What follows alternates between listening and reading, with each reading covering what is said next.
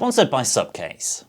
Is 2025 actually the perfect time to pick up a Galaxy S24 Ultra?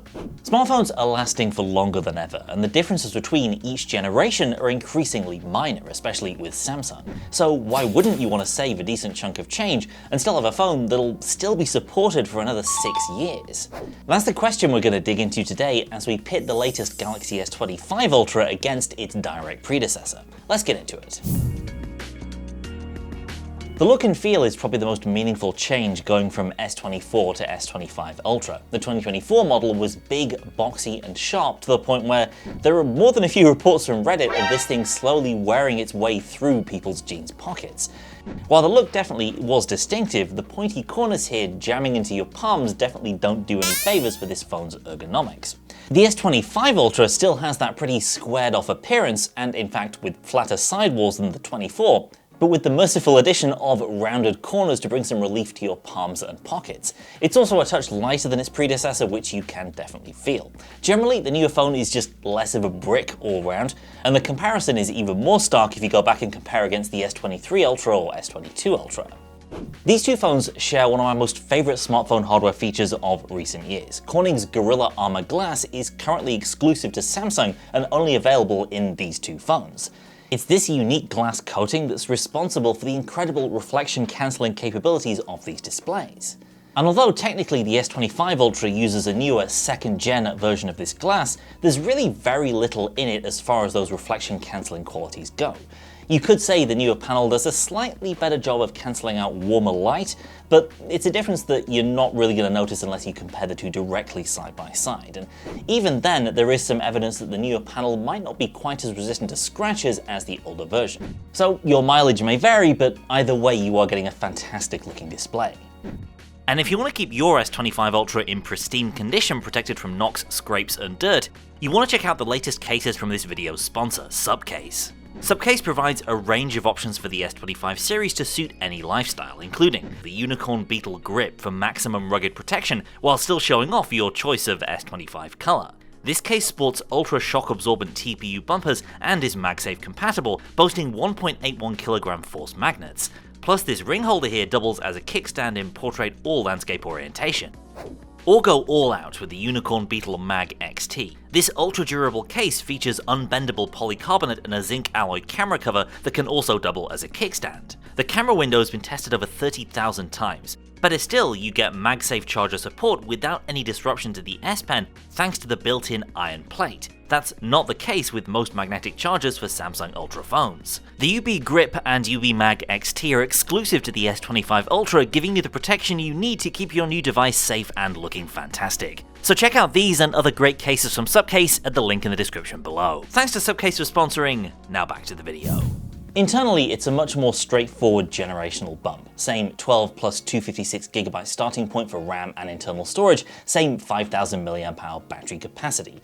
The big difference is the upgrade from a Snapdragon 8 Gen 3, a chip that admittedly is still pretty great for 2025, to the newer 8 Elite for Galaxy, with the special Galaxy branding signifying slightly higher clock speeds for the Prime and GPU cores. It's no surprise then that we see that generational performance gap reflected in benchmarks, if not necessarily day-to-day use. One noteworthy data point though was that the S24 Ultra actually managed more stable scores in some 3D Mark stress test benchmarks than its predecessor. That is to say, the gap between peak GPU performance and minimum GPU performance when throttled was actually wider in the newer model. A consequence perhaps of just the extremely high highest loop scores, as the S25's lowest loop scores were also considerably higher than those of the 24. Elsewhere, Samsung has taken some heat for sticking with a tried and true battery capacity of just 5000 mAh, even as other brands like OnePlus and Honor are pushing towards the 6000 mAh mark.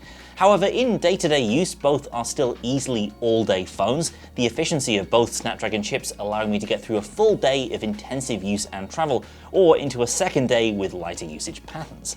And also, both feature Samsung's light performance profile mode that can help you clock down the GPU and CPU for less battery drain with heavier use, a nice option to have on both sides. Now, the lower level power efficiency improvements going from S24 to S25 though are pretty impressive to see. The new model gave me a noticeable bump to everyday battery life compared to the S24 Ultra, also running on One UI 7. And of course those are improvements you'll see reflected in synthetic battery benchmarks as well.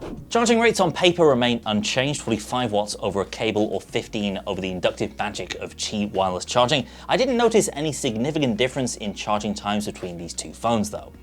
One minor hardware downgrade that is worth briefly mentioning is the highly publicized removal of Bluetooth functionality from Samsung's S Pen. While the stylus continues to do everything it did before that doesn't require that wireless radio, and that is still quite a lot, you can no longer use air gestures or rope it into double duty as a camera selfie remote.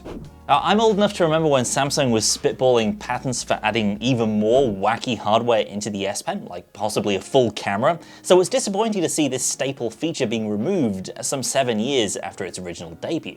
And what's more baffling is the phone itself does seem to house vestigial hardware that'd be required to charge the pen if it had that Bluetooth functionality. Go figure. The main difference you'll see in day-to-day performance, however, has mostly to do with software, and for a lot of people, the latest One UI 7 update, in beta at the time of talking but possibly available by the time you watch this video, plays a big part in making the S24 Ultra feel like a brand new phone, even more than a year on from launch. Right now, having used the S24 Ultra and S25 Ultra side by side, the only feature that's missing on the older phone that I've really noticed is Now Briefing. This lives behind a little home screen widget and is designed to proactively help you throughout the day. For example, first thing in the morning might give you a briefing with your sleep report from the previous night. And it can offer up suggestions for routines based on personal habits as well. This could go as deeply as integrating with your smart home devices, for example, to determine how your sleep patterns are affected by your thermostat's temperature. That's the theory, but in practice, unless you own a bunch of other Samsung smart home devices, your Now Briefing is likely to be limited to things like calendar appointments, weather, and news. So I don't necessarily feel like S24 owners are really missing out on all that much just yet. Most of the other new AI features I care about in One UI 7 work just fine on both phones, like AI Select for intelligently picking text or images out of content in any app, then creating AI doodles on top of them, or rewording text in various styles, or natural language search in the settings and gallery apps. Even the new framework for multimodal AI assistance appears to be there, though it's a little buggier in my experience in this beta version of One UI on the S24. There may be some smaller things that I've missed, but all the big ticket One UI features I care about are available on both of these phones. And that includes legacy favorites like Samsung's DeX, the powerful desktop replacement PC mode, as well as windowed multitasking and modes and routines for enhanced automation. Even the new Galaxy Log video mode, a great addition for creators with its improved dynamic range in footage that can be edited later in professional apps, has been added in the latest S24 beta at the time we're making this video. One thing you may want to consider though is software support. While both phones are supported for 7 years of major Android OS updates from the time of launch, the S25 Ultra is likely to have a small edge just because it is the newer phone. So in subsequent years, it'll be one spot ahead of the older model in line for those crucial system updates. That's a point well illustrated by just how long it's taken the S24 Ultra this year to get its stable update to One UI 7. The camera hardware is virtually unchanged between these two generations of Galaxy Ultra. The only hardware revision, aside from those stylish camera rings, is the bump up to a larger 50-megapixel ultra-wide camera in the newer model. Everything else hardware-wise is Ctrl-C, Ctrl-V'd over from the previous gen. So let's just hone in on some specific differences that I've noticed in side-by-side shots taken with both of these very familiar camera systems. Longer telephoto shots sometimes came out looking cleaner and less grainy on the S25 Ultra, which seemed to employ a bit more aggressive noise reduction than its predecessors in shots at 10x and above. This wasn't apparent in every single long telephoto shot, but it occurred often enough for me to notice that it is indeed a thing. Sadly, no such improvement from the tiny 3x telephoto, which is as disappointing as ever in both models thanks to its tiny sensor. Some very minor color differences could be seen in some shots, for example here at night where the S25 has some slightly truer to life colors. This could easily be one of those random shot-to-shot differences though. So how about that ultra-wide then? Well, its field of view appears to be pretty much the same as does Samsung's color science across both phones. The main thing you're getting from the S25 Ultra is a larger sensor that allows more detail to be preserved and less noise to creep in those darker conditions. And that's something that, although subtly, you can see in some side-by-side shots, especially as light levels start to fade. I don't want to overhype this new ultra-wide sensor too much though. It's not an enormous upgrade from the previous gen, and we have seen bigger optical leaps from generation to generation elsewhere, as with the Pixel 8 Pro to 9 Pro, where the upgraded field of view, color reproduction, and low light capabilities are clear to see for anyone. Going from S24 Ultra to S25 Ultra, you do need to pixel peep a little bit and go looking at those lower light shots close up to tell the difference between the two. Perhaps that's a testament to how well the older phone manages, even with that inferior sensor. Video perhaps makes a more compelling case for the S25 Ultra's camera system over its predecessor, and that's mainly thanks to its new video nightography feature. This can smartly apply different noise cancelling techniques in moving and non-moving parts of the shot, thanks to some intelligent segmentation trickery. And you really don't need to look too closely in lower light shots to see the difference. It's especially noticeable in nighttime video with the ultra-wide because of the S24's smaller sensor. There's just a ton of noise in ultra-wide video from the older phone that's not present in shots from the newer model. Though admittedly, both phones do produce fairly juddery footage in this instance. But even in video taken from the primary sensor, you can see a clear difference in the level of noise in moving shots like this one. Again, you'll see some juddering at a walking pace, but pan shots really do benefit from this new processing, which right now you only get on the newer phone. Daytime video is a much tougher call, and even with the ultra-wide, it's tough to say the S25 Ultra's daytime footage looks particularly better than the S24's. Mainly, it just looks kinda different, maybe slightly more artificial sharpening in shots with the wide camera in the older phone, but even that observation wasn't consistent across all the side-by-side videos I took with these phones. The bottom line is that low light video gets a definite boost, especially with the ultra-wide on the newer phone. Elsewhere, it's kind of a wash.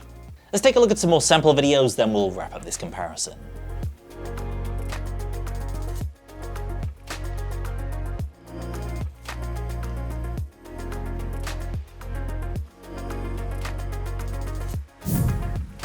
So the choice between these two phones is kind of a tough one. Obviously, if you have an S24 Ultra, there is no way you should even be thinking about upgrading to the newer model unless money is no object or you're literally being gifted the phone.